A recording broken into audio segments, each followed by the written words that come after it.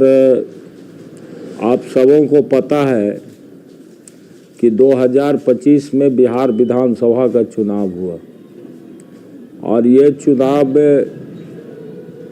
बिहार में लोकतंत्र के लिए एक काला धब्बा था, जहाँ पे तंत्र जीत गया और लोक हार गया, यानी जनता हार गई और जो सरकारी महकमे का तंत्र था वो जीत गया।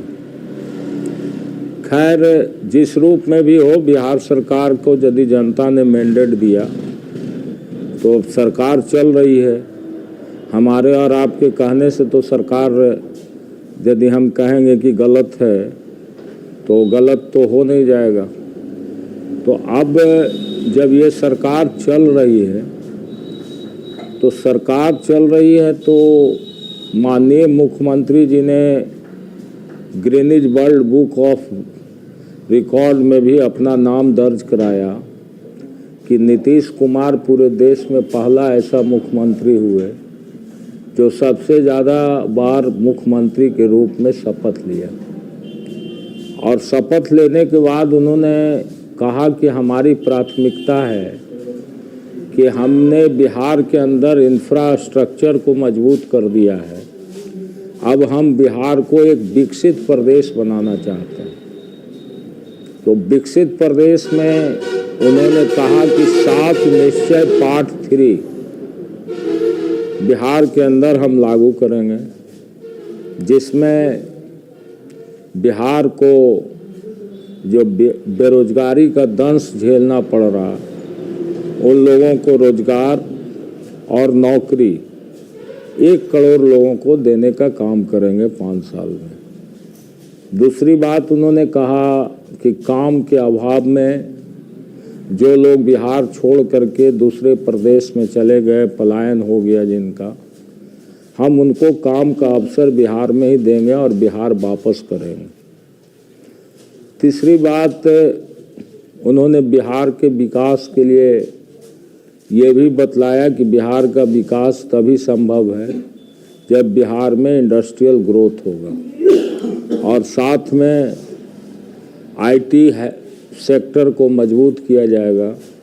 एक बड़ा आईटी हब यदि बिहार में बनता है तो ये सारी चीज़ें बिहार के विकास के लिए अग्रणी भूमिका निभाएगी। हम लोग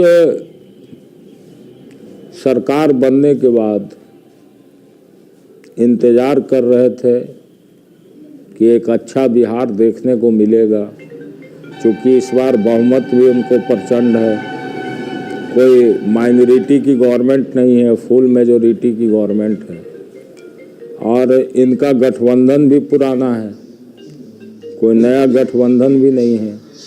तो हम लोगों ने अपेक्षा रखा कि बिहार में कुछ नया देखने को हम लोगों को मिलेगा, लेकिन दुर्भाग्य ये हुआ कि सबसे पहले बिहार की जनता ने बिहार में बुलडोजर राज को ही देखा। सरकार बनने के बाद मात्र 10 से 15 दिन के अंदर पूरे बिहार में अतिक्रमण के नाम पर गरीबों के घर को ढाने लगा और बुलडोजर चलाया जाने लगा। आपको हमारे ज़िला में भी और पूरे प्रदेश में, नालंदा में तो शुरुआत हुआ शिवनंदन नगर से, रहुई का एक इलाका है और आप लोगों को शायद पता होगा या नहीं, कॉमरेड शिवनंदन प्रसाद कम्युनिस्ट पार्टी के एक बहुत ही क्रांतिकारी और लड़ाकू साथी थे और उन्हीं के नाम पर वो नगर बसाया गया था, चूँकि उस ज़मीन की लड़ाई में उनकी शहादत हुई थी। और कम्युनिस्ट पार्टी उस समय सीपीआई थी। हमारे पिताजी विजय कुमार यादव, हिमांशु जी, सब लोगों ने मिल करके वहाँ पे लड़ाई लड़ा था और वो गांव बसा था। उसमें सभी जाति धर्म मजहब के लोग रहते थे।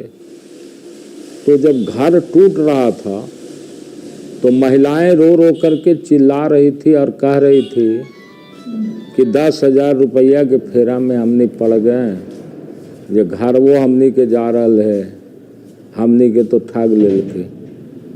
तो ये सरकार का असली चेहरा उजागर हो रहा था। अब हम आपके मीडिया के माध्यम से ये जानना चाहते हैं सरकार से कि एक तरफ बिहार सरकार कहती है कि जो भी भूमिहीन है उसको हम जमीन 5 डिसमिल देने का काम करेंगे क्रय करके, और यदि जो गरीब जमीन पर बसा हुआ है, सरकारी जमीन पर, गरमजरुआ जमीन पर, उसको बासगित का पर्चा देंगे और बासगित का पर्चा दे करके उसको जमीन पर कानूनी अधिकार देंगे। लेकिन सरकार न तो 5 डिसमिल जमीन देने का वादा पूरा किया और न जो लोग बसा हुआ उसमें सबको पर्चा मिला, कुछ लोगों को कुछ जगहों पर मिला।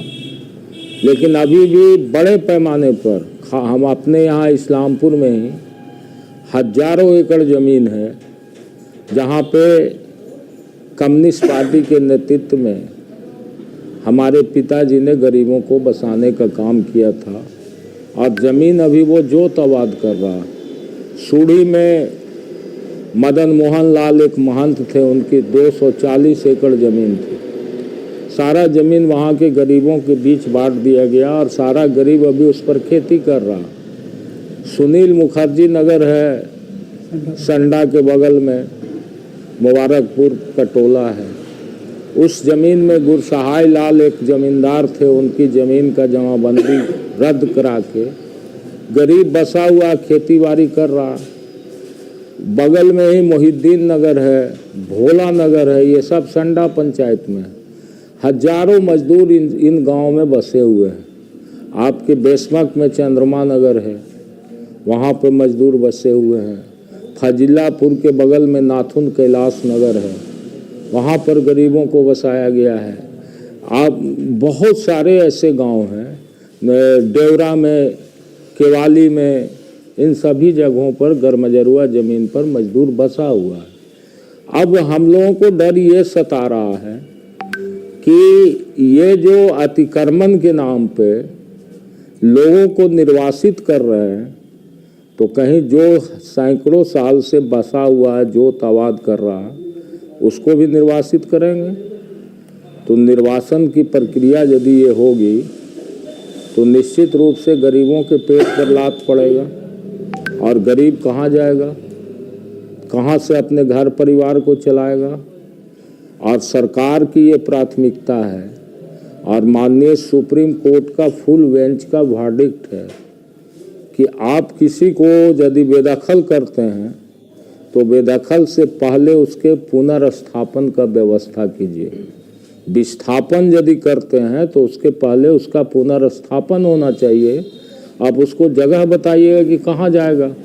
अभी इस कड़ाके की ठंड में जिस तरह से लोगों का झोपड़ी उजाड़ दिया गया, जिस तरह से टेंट प्लान हटा दिया गया, हम लोग घर में सो रहे हैं तो ठंडा लग रहा, और वो गरीब बेचारा किसी तरह से इज्जत बचा रहा है जो पॉलीथीन और का अथी लगा करके उसको जाड़ा में आप उठा करके फेंक दे रहे हैं, कहाँ जाएगा वो। तो क्या यही विकास का मॉडल है बिहार का? ये आपके माध्यम से हम जानना चाहते हैं माननीय मुख्यमंत्री। दूसरी बात थी कि उन्होंने कहा था कि बिहार के विकास के लिए इंडस्ट्री का हम यहाँ पे डेवलपमेंट करेंगे। बहुत जगह कह रहे हैं कि इंडस्ट्रियल हब बनाएंगे, इन्वेस्टर्स मीट कराएंगे, सारे मल्टीनेशनल कंपनियों को आमंत्रित करेंगे, पूंजी लगाएगा, रोजगार खुलेगा, यहाँ के लोगों को रोजगार मिलेगा, काम करने का अवसर मिलेगा। इस नाम पर हजारों एकड़ ज़मीन का इन लोग अधिग्रहण कर रहे हैं। हमारे ही क्षेत्र इस्लामपुर विधानसभा में इस्लामपुर प्रखंड के ब्रहगामा, आत्मा, हरवंश बिघा, हारो बिघा, फिर आपको लोदीपुर, सिरहारी, इन तमाम गांव के गरीब किसानों का ज़मीन बिना उनके मर्जी का बंदोबस्ती किया जा रहा है कि हम यहाँ पर इंडस्ट्री लगाएंगे। तो ये सारा इलाका कृषि प्रधान है और यहाँ के लोगों का जीविका का एकमात्र साधन खेती है। और सरकार यदि उनकी ज़मीन ले लेगी तो वो कहाँ जाएगा, कैसे उसके बाल बच्चे, उसके परिवार का परवरिश होगा? क्या सरकार के मुआवजा से वो अपनी ज़िंदगी को चला लेगा? तो हम लोग चाहते हैं कि इंडस्ट्री बैठे, लेकिन इंडस्ट्री बैठाने के लिए गवर्नमेंट के पास इतना ज़मीन है कि वो अपने ज़मीन को निकाल ले तो किसी रहती ज़मीन को छूने का ज़रूरत भी नहीं पड़ेगा। लेकिन उनके ज़मीन पर बड़े बड़े भूस्वामी बसे हुए हैं, भू माफिया बसे हुए हैं, घर बनाए हुए हैं, उनको उखाड़ने का उनको हिम्मत है नहीं, उसको उखाड़ नहीं सकते, तो गरीब पर बुलडोजर चला करके ज़बरदस्ती चाहते हैं ज़मीन ग्रैब करना। तो ये ज़मीन ग्रैब करने हम लोग नहीं देंगे।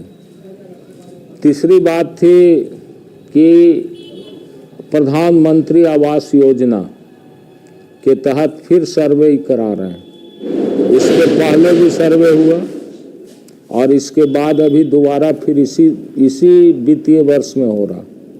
एक सर्वे पहले कराया, फिर दूसरा सर्वे हो रहा। और इस सर्वे के नाम पर क्या हो रहा है?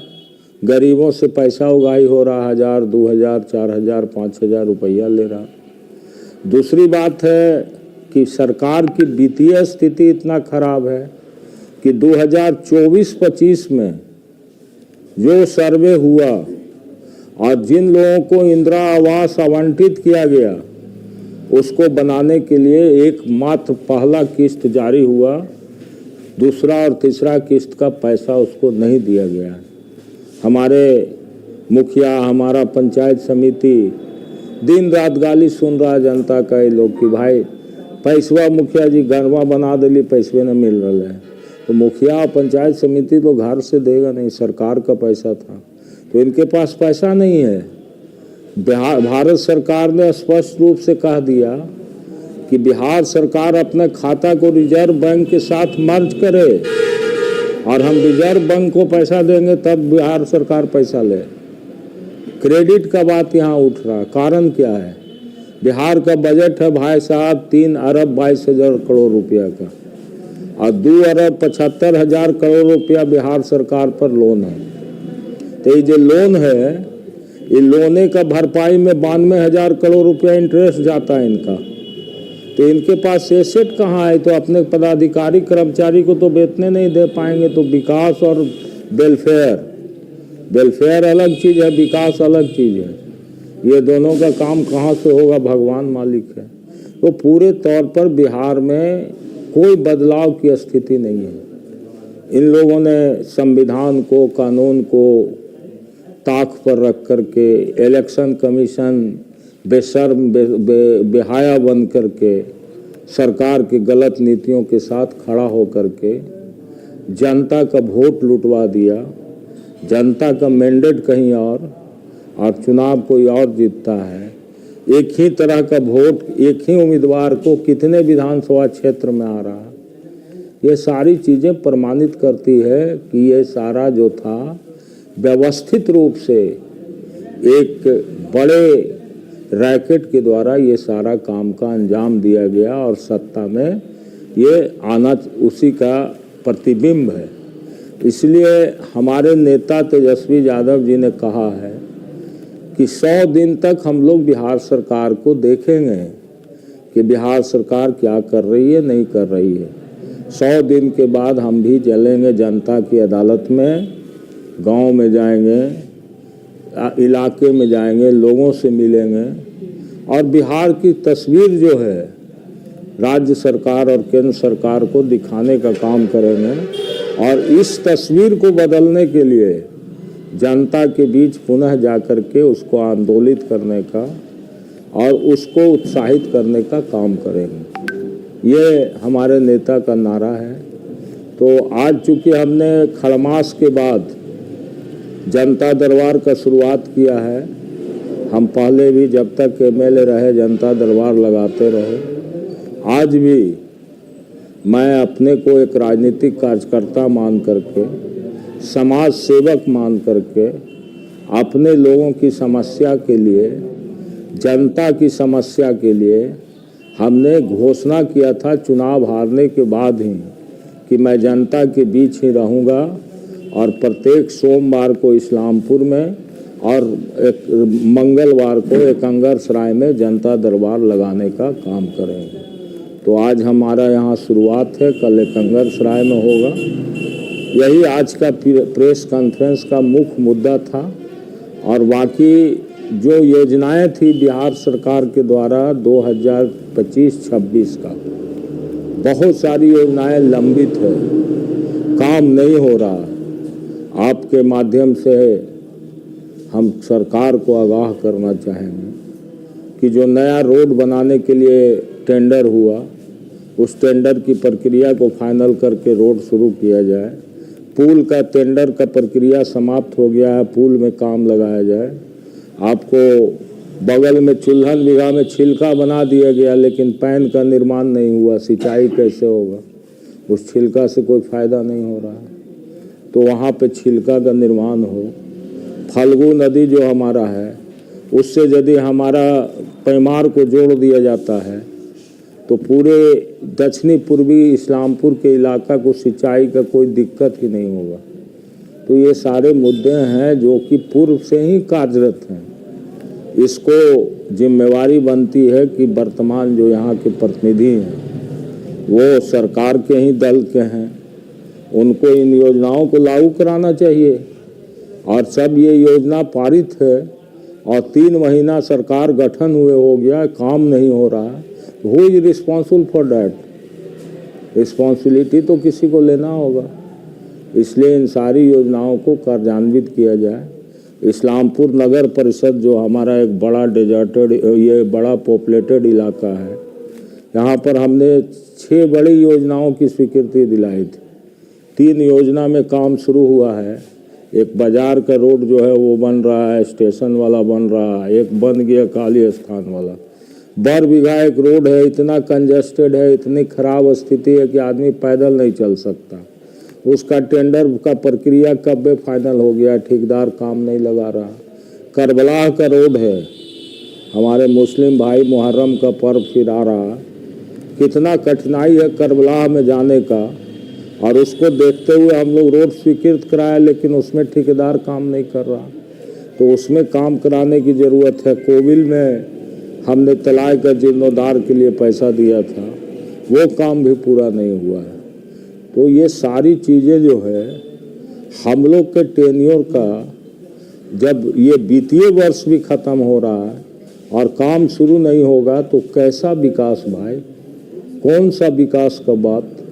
यानी जनता के आँख में सिर्फ धूप लोकना है।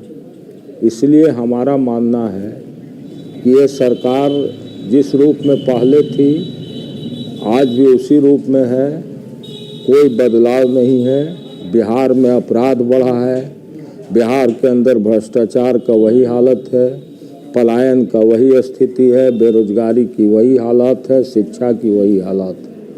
सरकार डिग्री कॉलेज की बात कर दी हर जगह। हमने एक दिन अखबार में देखा, बहुत प्रमुखता से छपा हुआ था, इस्लामपुर में डिग्री कॉलेज खुले, इंडस्ट्रियल हब बनेगा। बहुत खुशी हुआ सुन के भाई। कहाँ डिग्री कॉलेज इस्लामपुर में बनेगा? हम टॉर्च खोद के जला के खोज रहे हैं, कहीं पता ही नहीं चल रहा है, कोई रूपरेखा ही नहीं है कि कहाँ डिग्री कॉलेज स्थापित होगा। अब इंडस्ट्रियल हब